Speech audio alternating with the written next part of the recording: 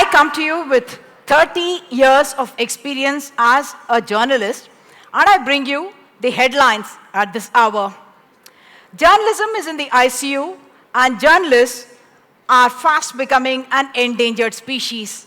In the last few years, news media has got pushed into an existential crisis. Like our villains in black and white, don't we? So, if you're left, liberal, you'll probably blame Narendra Modi and the right-wing BJP for all that has gone wrong.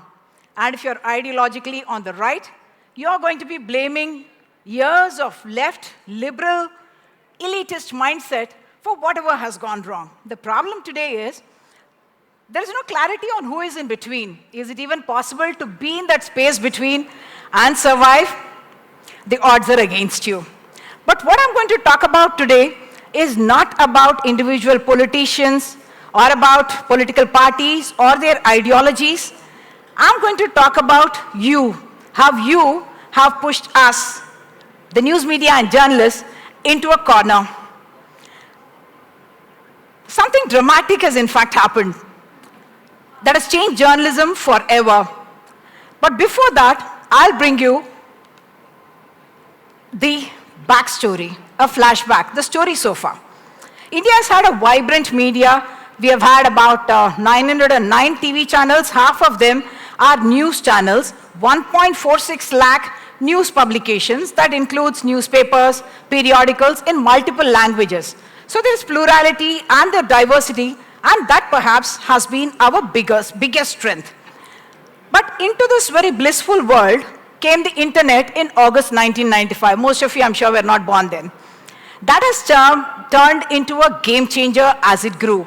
And add to that two more game changers. One is the smartphones, and the other is the mobile phones. The mobile phones is one thing, and the other one that you got is something that Reliance and others have given us as a boon, cheap data. So internet, cheap data, and smartphones, and you now have a population that is 60% internet connected. That's about 800 million people in the country.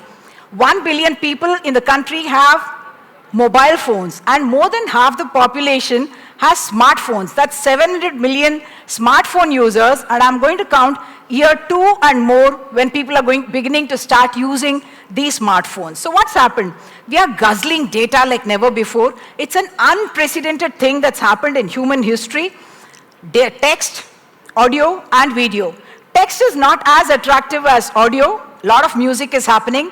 And video. Reels after reels, shots after shots, and it's unending, and it is very addictive, as all of you know. What this has done is that it's put us all on digital dopamine. We are in an era of the infodemic. Digital dopamine and infodemic. So are you even surprised that India has the largest number of YouTube users, WhatsApp users, Facebook users, and also Instagram users? We have the largest global population of all these users. This is also good news for the media, and I'll tell you reasons why. Because earlier, traditional media was one-way communication, whereas now it is interactive, it is dynamic, it is very engaging, and therefore, it is something that we welcome. The second part is the mobile phone has become your camera. So anyone can now become a reporter, and news comes to you as it happens, when it happens, and from where it happens. News channels and even media houses, print media houses, no longer have to send out a reporter to a place before you get that news now. And this was not the case when, let's say in 1999, when I started my career in television journalism. There was a super cyclone that happened in Odisha in 1999. 10,000 people died in that. I was the first reporter to reach Paradeep, that was the heart of where the cyclone really struck. It took me 3 days to, in fact, tell the stories to the world outside. We were the first channel to do that, and it took 3 days for the story to come outside. I, in fact, had to go to the Chief Minister's house, where the only satellite phone was available, from where we told the stories of the disaster and the horror that had unfolded in Orissa. But now, that's not the scenario. Anyone who has a phone and an internet connection can tell their story to the world. That's also started something that we call very mockingly as WhatsApp journalism. What that means is that information that you receive on WhatsApp passing off as journalistic work. That is something that it's crowdsourcing in a way. So it can have its, should I say, negative, it can be dangerous. It is also unethical because very often you're using someone else's work as your own, but it has added a lot of speed to news. It has made it much more diverse, divergent, and you're getting news from where it happens, what it happens, and therefore that's something that we think is very cost effective as well. Technology has done something else. It has made digital media much more cost effective. So you have these new brands of digital journalism that have come about that are seen to be pursuing independent journalism. Even the big TV and newspapers are in fact now diverting their resources towards the digital media. I belong to a television company, but for years now, we've been talking about mobile first and digital first. That's our priority when we are in fact reporting. What's also happened is that earlier, if advertising was the only model for journalism, now we have subscriptions, donations, grants, all of this are models for the digital media. And now you don't have any problem with the distribution network either. Now you have a free internet and a mobile device, and you're not limited by community, state, or nation. You can transmit to the entire world, and you can build, in fact, a global audience. And the most important thing, I think, is that the voice of dissent can now be heard. You cannot silence anyone, and you cannot control the narrative either. So many of us know about very reputed anchors, celebrity anchors, newspaper journalists who have been edged out of their mainstream TV channels or out of newspapers, but their voice could not be muzzled because the digital platform has given them that space, so you can hear them, you can read them, you can see them, and they all have a very good following, and all of you know the examples of how this is happening. So we have a very democratized media space now, and we are a land of not 1 million voices, but of 1 billion voices. But this explosion in content sharing, this kind of content that's getting produced everywhere and information is being shared everywhere, has also had some kind of an impact on news media. The consumption patterns and the habits have in fact changed. And this is a Reuters study that I'm going to be sharing with you some information about. Trust and interest in news has actually come down, not just globally, but in India as well, by quite significant points. And I think media would need to introspect about why they're not as engaging as perhaps the other content on the internet.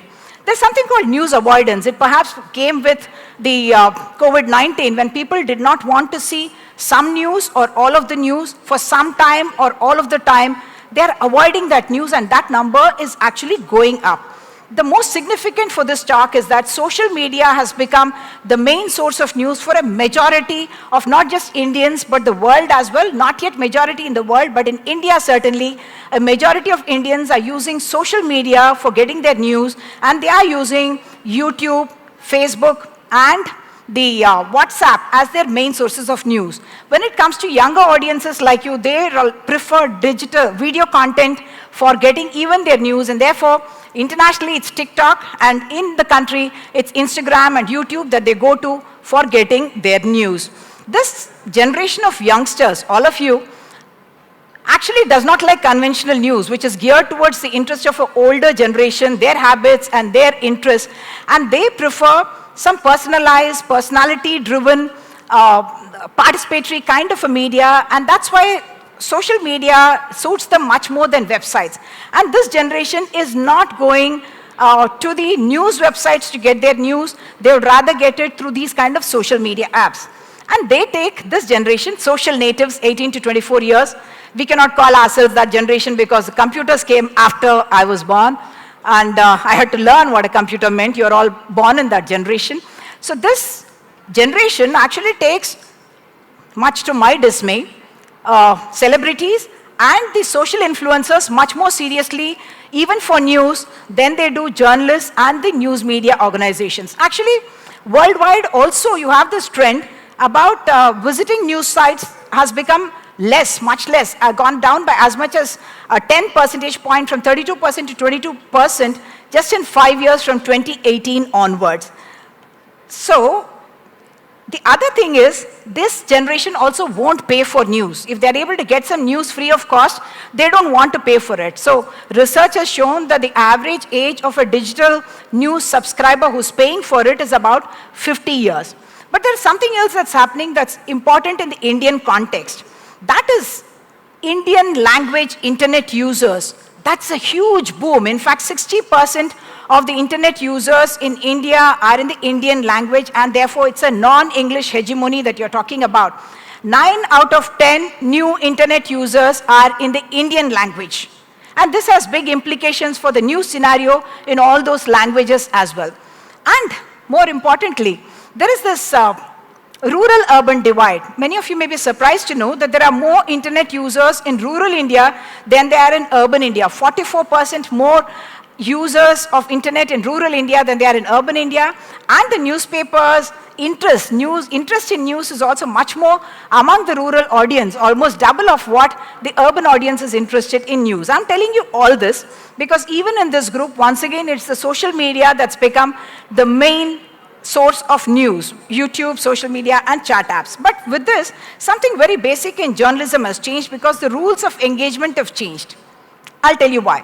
The big players, political parties, politicians, celebrities, sports stars, film stars no longer require a reporter or a TV channel or even any newspaper. They have their own professionally managed social media platforms from which they can put out what they want to put out, and they don't have to be annoyed by these awkward, uncomfortable questions that a journalist may pose to them. They can tell their story as they want to tell, but this suits, of course, politicians well, celebrities well, everyone well in that side of the fence. But the big but is that people like you are losing out, and I will tell you why. Because they will tell you what they want you to know and not what you should know or what you want to know or what you even need to know. One, that they put out their news story and there's no cross-questioning, and therefore you will not know the difference between propaganda and between news or information, because you have lost your reporter who is questioning them on your behalf. You have lost that. That ability to question is now lost. The second important part that has happened is that you will not know the difference because there is no journalistic rigor to the information that is being applied. No gatekeeping, as we call it in journalism, about what is important information, what is relevant information. That is something that you're losing out on. And something very, very important is happening in this digital era, something called echo chambers. As you all know, digital algorithms feed you what you want to see and what you like to see. So you are being actually, there are something called echo chambers that are created that are only of like-minded people. You will never hear a divergent viewpoint. And in real life, when you're confronted by someone who believes something very different from you, it becomes an us versus them scenario. You almost look at them as an enemy because you're not used to hearing another viewpoint at all. The problem is that they can put out lies, propaganda, fake news, and pass it on as information, and it will be very difficult for you to make out the difference. Those journalists who are still questioning, who are standing up to question on your behalf, they are trolled, they are abused, they are attacked, and their credibility in any possible way is sought to be destroyed. But fake news is a challenge even for the government. In 2018, in fact, there were 30 deaths that happened across the country just because of some WhatsApp rumors that were spread in the country. I remember reporting on some transgenders getting lynched in the old city area of Hyderabad in Charminar area. And there were deaths, of course, that happened. There was another case of a young man, a techie, in fact, who was working in Qatar. He came back to Hyderabad, and he was working with an MNC, and he had driven down to Bidar along with his friends. And he was working for an MNC, a techie, driving down to Bidar on a holiday. Not a holiday, it's just a drive with his friends. And there he was chased by a mob, lynched to death in the most brutal manner. Why? Because there was somebody in the villages who had photographed him distributing chocolates to some children in the village. They took a photograph and they put it out on a WhatsApp group saying that he is, this is a child lifter gang. on the prowl in a car, that they have weapons inside the vehicle, and they're going to lift your child, kidnap them, and kill them as well. And even before this boy, this young boy and his friends reached the next village, there was a mob waiting for them, and they caught them, and they beat them up. And even though police was present in that place, the mob force was frenzy, and anger was so much that they beat him to death right there. So what this really shows is that fake news can be very easily made, manipulating at a very low-tech version, either the text, image, information, codes, just change the dates, just put it out with little changes, and fake news can really be created. Then the truth. So just look at this figure. For reaching 1,500 people, fake news will reach them 6 times faster than the truth will. At the same time that fake news will reach 1 lakh people, the truth, the poor truth, which is not as exciting or interesting, will reach just about 1,000 people. You must have come across videos of Barack Obama or even Bill Gates talking things or saying things which they never said, which means that fake tech is something that audio and video is manipulated, and which is real and which is fake, you don't know.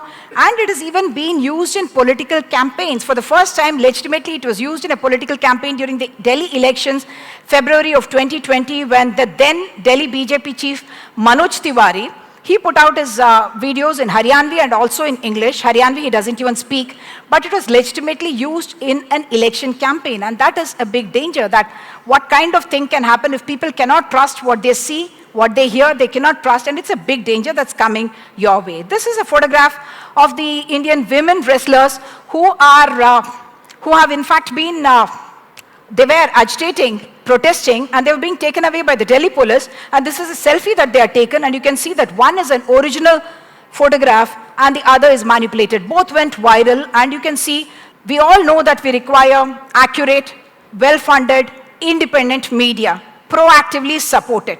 I'm not asking you to support a right-wing media or a left-wing media or a corporate media or a social media. I'm saying demand your right to hear every kind of media, because plurality and diversity is going to be your biggest strength. And my final word to you, if the 4th pillar, right now as we are seeing it, the media is losing its audiences, readership as well as viewership. It's losing its relevance. It's losing revenue. So if the 4th pillar is going to rumble and tumble, the democracy is not going to be on a strong footing, and your country is going to fumble. Thank you so much.